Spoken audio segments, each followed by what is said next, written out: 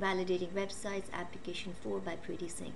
In order to validate a website and figure out whether it is, all the information on that particular website is authentic, it is very important to have the right tools and information to look for that, look into that website.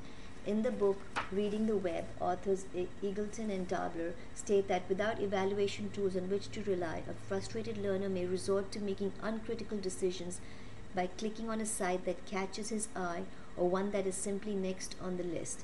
This is on page 166 of the book.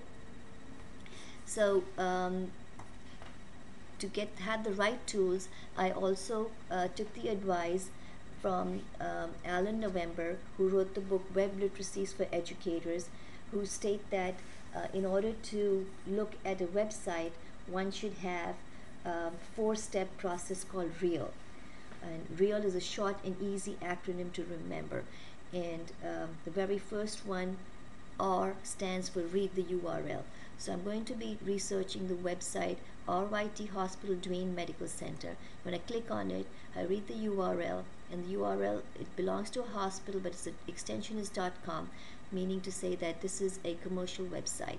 And then there's also this particular website, before we go on the main page, tells us that most of the information is still in early stages of clinical trials. So this gave me a red flag that any information I read on this website is not going to be backed up by doctors and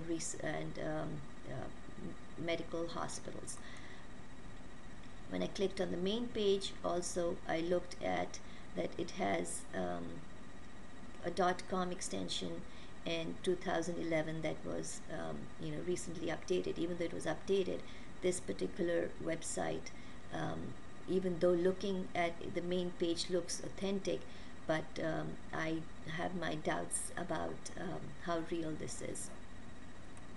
The next acronym is E. E stands for examine the content. When I looked at this website and clicked on all the different possible tabs, there was no real content information about this hospital, just information about patients and some testimony from them, but nothing to validate it by to say that this was a true hospital.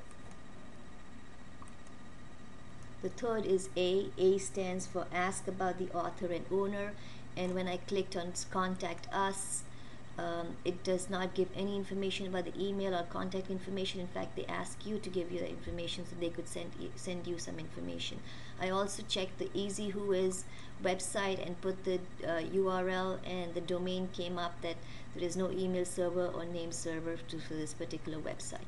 And L stands for look at the links, and there are a lot of dead links in this particular website. When I clicked on medical education, and I clicked on Web of Science, it just says oops, Google Chrome could not find the extension, and clicked on Harrison Online. Also it asks you for a password, and you cancel it, and you cannot get it. So there are a lot of dead links on it, which gives me with looking at all the information with real, I came to the conclusion that this website is not authentic and cannot get good information on this particular website. Reflecting on my experience about validating a website and what I learned from it was that my experience with evaluating and exploring website was a very informative one. I never realized that website had to be looked into in so much depth in order to understand their validity.